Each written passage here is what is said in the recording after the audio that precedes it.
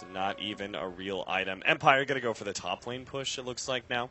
Resolution's got another Elder Dragon form in 15 seconds. They seem to be very clean on their timings here. First Dragon form, taking the tier 1 middle, then bottom, then top.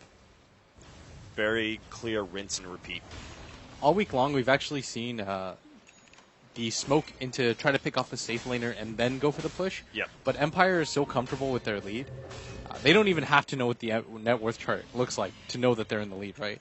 And so they're going to feel incredibly comfortable with this. And a Blink Dagger. I love this. I mean, the Shadow Blade is an interesting choice, but this Blink Dagger, I think, gives him so many more opportunities early. PPD, yep, the Blink Dagger comes in, stops PPD from being able to TP away. Quick pick off there. Resolution's popped his ultimate, and they start heading up to the top lane. This is punishing. This means that nobody can be out of position for EG, because he can pretty much throw the stun out, and then they can one-tap. And this is so much more reliable than the Shadow Blade, too. Like this initiation, you can't really misjudge the range. You have to stay so far back if you're EG. Evil Geniuses, all they can really do. AUI is pushing out that bottom lane. I really question, though, again, if he was that greedy 4 position, you would say, okay, it's a trade-off, blah, blah, blah, but how much is the Shadow even really going to give you? He does have the maxed out Shadow Poison, so that it conceivably can be a very big factor, especially with the increase to 5 stacks of Shadow Poison being possible. It's just very unlikely. Yeah, it's more that it just kind of feels underwhelming to give that amount of farm and that amount of space to that. Three-man smoke, but they run into Aloha Dance immediately. They will be able to get the Light Strike Array and try and blow up Universe. They didn't actually get off the Tombstone, and Universe TPing out. Oh, God, he almost made it out, but the last right click is there from Silent in time. Now Fear comes forward with his double damage. Silent, he does have a TP. AUI has the disruption as well. PPD's coming in with a Fissure. TP out from the Bloodseeker. That gets out. I think they'll just be so happy if only the Bloodseeker escapes. That's fine. Bane, and Silent might even get out of this. Sleep wakes him up, and there goes the Sonic Wave. Now a long jump over from Sumail. Always want to fly, though. Is far enough ahead. He will be fine. EG are going to be really dissatisfied with only getting... The fact that level 11 Bloodseeker escaped was a huge loss of experience for EG. Empire get away relatively unscathed. They did lose the Undying, but they got the Clockwork in return. And the fact that they committed so heavily for that many heroes at that top lane makes this... Obviously, it's good for them because they killed Alina, but it does mean that Resolution just continues to farm during that time. Resolution's got an Ogre Club on top of that Blink Dagger, an absurd amount of farm. And I didn't even realize it, but you're right. Yoki's actually level 11 right now. Yeah, I was just looking at the level difference between the two. AUI's dead. Deader than a doornail. Resolution, yet another Elder Dragon form. They can't really take tier 2 in middle, but maybe they can get a couple shots off.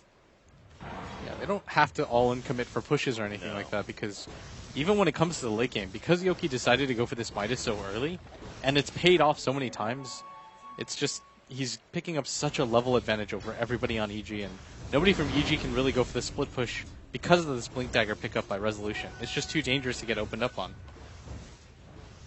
So the tower will be brought down.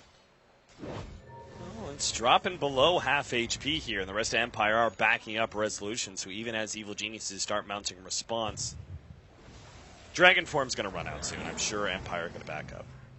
I think they can still hit this a few more times and maybe even commit for this because they're still probably going to feel pretty comfortable.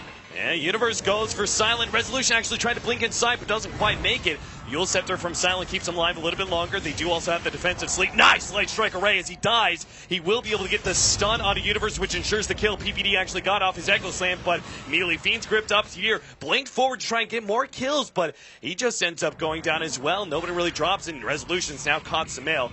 Sumail, though, has enough mana to be able to get away. In fact, if anything, may even think about turning onto Resolution. He actually has 4 stacks of Shadow Poison. Bye-bye. Fear comes back in. Empire, being too aggressive, go from not losing anybody really for that fight to dropping 3 more hero kills. All they lost was initially the Lina. That looks so good initially for them.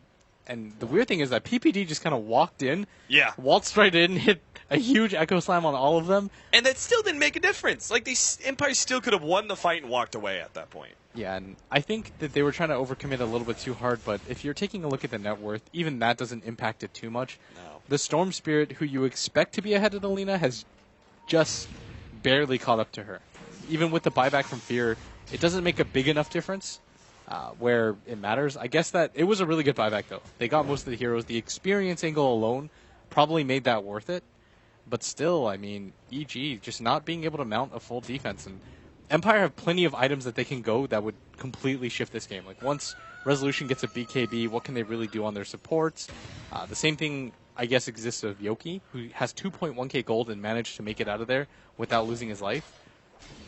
And so things are going to be a little bit brutal for them once these things start to add up. Ace Drune and a two-man smoke. They've got the Fiend's Grip coming up in 4 seconds as well, so they find the right heroes. Quick blink away thanks to this ward right here. Laning phase ward is placed by Empire at the same time. There's an SY for our Bloodseeker. The start of his mid-game builds is BKB his next item.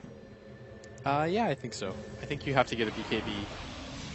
That last fight demonstrated that, because you don't want the Clockwork to just lock you in and get his Blade Mail off. That's what the great thing about Blade Mail is that it forces you to get the BKB sooner than you would like. Right. Resolution. He's level 11 Dragon Knight. Level 2 Dragon Form will start doing its work on these Tier 2 towers.